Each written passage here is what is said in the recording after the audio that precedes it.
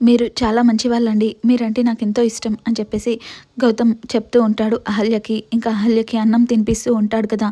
ఇంతలో ఇంకా అప్పుడే అక్కడికి అదితి అయితే వస్తుంది. వాళ్ళిద్దరిని గమనిస్తూ ఉంటుంది. ఇంతలో ఇంకా అప్పుడే ఇంకా గౌతమ్ ఒక టాబ్లెట్ తీసి అహల్యకి ఇస్తాడు. ఈ టాబ్లెట్ వేసుకోండి అని చెప్తే, అసలు దీనికి ఏం రోగం ఉందని టాబ్లెట్ వేసుకుంటుంది. అసలు ఆ టాబ్లెట్స్ ఏంటి? ఎందుకు గౌతమ్ అహల్యకి ఇస్తున్నాడు? ఆ టాబ్లెట్స్ ఏందో తెలుసుకోవాల్సిందే అని చెప్పేసి అదితి అనుకుంటూ ఉంటుంది. ఇంతలో ఇంకా అహల్య అయితే ఆ టాబ్లెట్ తీసుకొని వేసుకుంటూ ఉంటుంది. ఇది ఇలా ఉండగా ఇంకా శ్రావ్య ఎక్కడున్నావు శ్రావ్య అని చెప్పేసి ఇంకా వాళ్ళమ్మ అన్ని రూమ్లు వెతుకుతూ ఉంటుంది. ఇంతలో ఇంకా గౌతమ్ అహల్య అందరూ కలిసి అలా బయటికి వచ్చి అందరూ చూస్తూ ఉంటారు. హాల్లోకి అందరూ రాగానే ఇంకా శ్రావ్య కనిపించకపోవడంతో ఇంకా గౌతమ్ అయితే నేను ఒకసారి బయటికి వెళ్ళి చూసి వస్తాను, బయట ఏమైనా ఉందేమో అని చెప్పేసి ఇంకా గౌతమ్ అయితే మొత్తం ఇంట్లో సైడ్కి మొత్తం చూస్తూ ఉంటాడు. బయట ఎక్కడ కనిపించకపోవడంతో అమ్మ శ్రావ్య బయట కూడా లేదు, ఇంట్లో కూడా లేదు, అసలు ఎక్కడికి వెళ్ళింది అని చెప్పేసి గౌతమ్ అయితే అంటూ ఉంటాడు. ఇంతలో అసలు శ్రావ్య ఫోన్కి కాల్ చేస్తే తెలుస్తుంది అని చెప్పేసి శ్రావ్య ఫోన్కి కాల్ చేస్తే ఫోన్ ఇంట్లోనే ఉంటుంది. ఇంతలో ఇంకా ఫోన్ ఇంట్లో పెట్టి శ్రావ్య ఎక్కడికి వెళ్ళింది అసలు వెతుకుదాం పదండి అని చెప్పేసి అందరూ కలిసి అలా వెతకడానికి బయటికి వెళ్తూ ఉంటారు.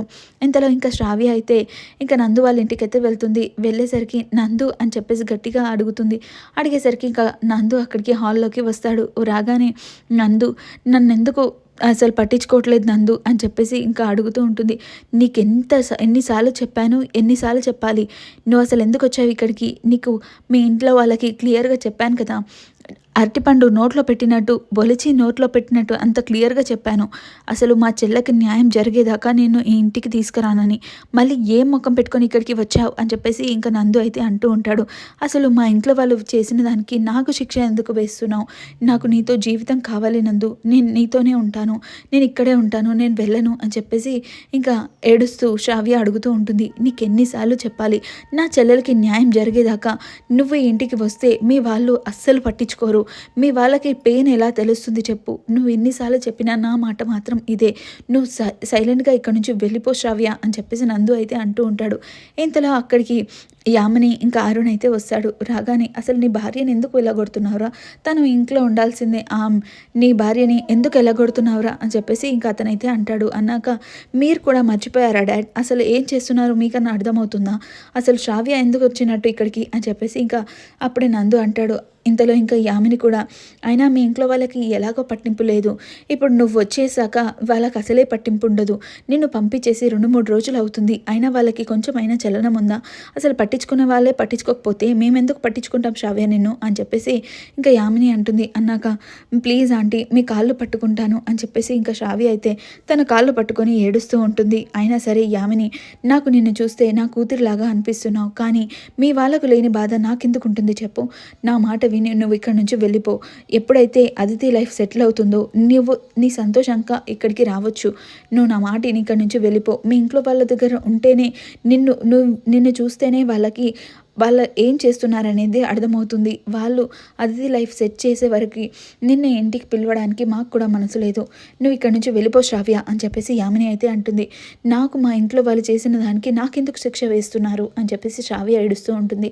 నీకు ఎన్నిసార్లు చెప్పాలి, అదితి గురించి ఏదైనా మీ ఇంట్లో వాళ్ళు డెసిషన్ తీసుకునే వరకు నువ్వు ఈ ఇంటికి రావడం అలాంటివి చేయకు, వెళ్ళిపో ఇక్కడ నుంచి అని చెప్పేసి నందు అయితే అంటాడు. ప్లీజ్ నందు ఒక్కసారి ఆలోచించు అని చెప్పేసి శ్రావ్య అంటూ ఉంటుంది. నీకు ఎన్నిసార్లు చెప్పినా నాది మాత్రం ఒకటే మాట, మర్యాదగా ఇక్కడ నుంచి వెళ్ళిపో, ఇంకా ఒకసారి ఇక్కడికి రాకు అని చెప్పేసి నందు అయితే సీరియస్గా అక్కడ నుంచి వెళ్ళిపోతాడు. ఇంకా శ్రావ్య ఏడ్చుకుంటూ ఇంకా రోడ్డు పక్క నుంచి నడుచుకుంటూ ఏడ్చుకుంటూ వెళ్ళిపోతుంది. ఇంతలో ఇంకా వాళ్ళ ఇంట్లో వాళ్ళందరూ ఎదురవుతారు. ఏంటి శ్రావ్య చెప్పకుండా ఎక్కడికి వెళ్ళావంటే, నా బతుకు నేనన్నా సెటిల్ చేసుకోవాలని వెళ్ళానమ్మా, అసలు ఇంట్లో వాళ్ళకి నా గురించి పట్టింపే లేదు, అందరూ హాయిగా కూర్చున్నారు, నా బతుకు నేనన్నా సెట్ చేసుకోవాలని నేను మా అత్తయ్య వాళ్ళ ఇంటికి వెళ్ళాను, కానీ యామిని అత్తయ్య నన్ను ఇంట్లో నుంచి వెళ్ళిపోమని చెప్పింది అని చెప్పేసి ఏడుస్తూ ఉంటుంది. ఇంకా కాళ్ళు పట్టుకొని బతిమలాడినా సరే నన్ను ఉండనివ్వలేదమ్మా అని చెప్పేసి ఏడుస్తూ ఉంటుంది. ఆ విషయం గురించి మేము ఆలోచిస్తాం కదమ్మా, ఈ టైంలో వెళ్ళావేంటి అని చెప్పేసి ఇంకా వాళ్ళ అమ్మ అంటూ ఉంటుంది.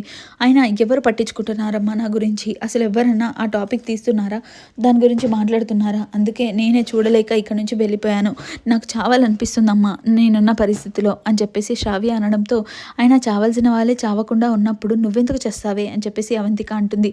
ఇంతలో ఇంకా గౌతమ్ వాళ్ళ నాన్నమ్మ కూడా, అసలు నీ గురించి పట్టించుకునే వాళ్ళే సిగ్గు లేకుండా ఉండేటప్పుడు మరి నువ్వెందుకు అక్కడికి వెళ్తున్నావు అని చెప్పేసి ఇంకా తను కూడా అంటుంది. ఇంకా గౌతమ్‌కి ఏం అనాలో అర్థం కాక అలా సైలెంట్‌గా చూస్తూ ఉండిపోతాడు. ఇంతలో ఇంకా శ్రావ్య ఏడుస్తూ మరి నన్నేం చేయమంటారు? నా గురించి ఎవరైనా పట్టించుకుంటే నాకు ఈ పరిస్థితి ఉండేది కాదు కదా అని చెప్పేసి ఇంకా శ్రావ్య ఏడుస్తూ ఉంటుంది. ఇంతలో అరుణ్ అయితే అక్కడికి వస్తాడు. రాగానే నాకు శ్రావ్య బాధ అర్థమైందిరా, మీరందరూ ఇలా రోడ్డు మీద నుంచోవడం నాకు కూడా మంచిగా అనిపించట్లేదు అరుణ్ అని చెప్పేసి ఇంకా అరుణ్ అయితే బాధపడిపోతూ ఉంటాడు. ఇంతలో ఇంకా అర్జున్ అరే ఈ టైంలో ఇక్కడికి ఎందుకు వచ్చావురా అని చెప్పేసి ఇంకా అర్జున్ అయితే అరుణ్ని అంటాడు. నేను మీకు ఒక ఉపాయం చెప్దామని వచ్చానురా అని చెప్పేసి అంటాడు. అన్నాక ఏంట్రా అంటే నందు మీద మీరు కేసు వేయండిరా, భార్యని తీసుకెళ్ళట్లేడు ఇంటికి అని చెప్పేసి కేసు వేయండి, అప్పుడు నందు తీసుకెళ్తాడు, మీ ఇంటి ఆడపిల్ల బాధ తీరుతుందిరా అని చెప్పేసి అంటాడు. అన్నాక ఇంకా అర్జున్ పట్టరాని ఏడుపుతో ఇంకా అరుణ్ని హద్దుకుంటాడు.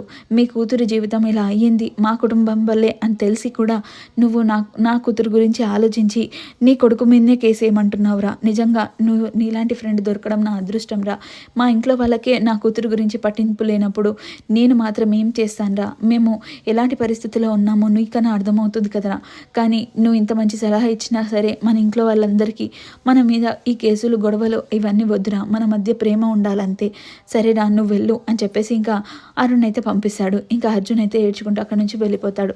ఇంకా గౌతమ్ అలాగే అహల్య కూడా వాళ్ళని చూసి ఏమీ అనలేక ఇంకా అక్కడి నుంచి అయితే వెళ్ళిపోతారు. ఇంకా తెల్లబారుతుంది. ఇంకా అప్పుడే అందరూ కలిసి బయట ముగ్గులు వేస్తూ ఉంటారు. అహల్య అక్కడికి వస్తుంది. ఏంటి మీరందరూ ముగ్గులు వేస్తున్నారు, ఎప్పుడు నేనే వేసేదాన్ని కదా అని చెప్తే ఇంకా గౌతమ్ వాళ్ళ నానమ్మ అంటుంది, అసలు మీరు శ్రావ్య విషయంలో ఏం చేయాలనుకుంటున్నారో అది చేయండి, ఇంకా మీ సేవలు మాకేం అవసరం లేదు, మేము మా పని మేము చేసుకుంటాం, మీరు ఆ పనిలో ఉండండి చాలు అని చెప్పేసి అంటుంది. అన్నాక అప్పుడే గౌతమ్ అక్కడికి వచ్చి అహల్యని చూస్తూ ఉంటాడు. ఇంతలో ఈ ఎపిసోడ్ ఎండ్ అవుతుంది. మరి రేపు ఏం జరగబోతుంది అనేది తెలుసుకుందాం. Thank you for watching.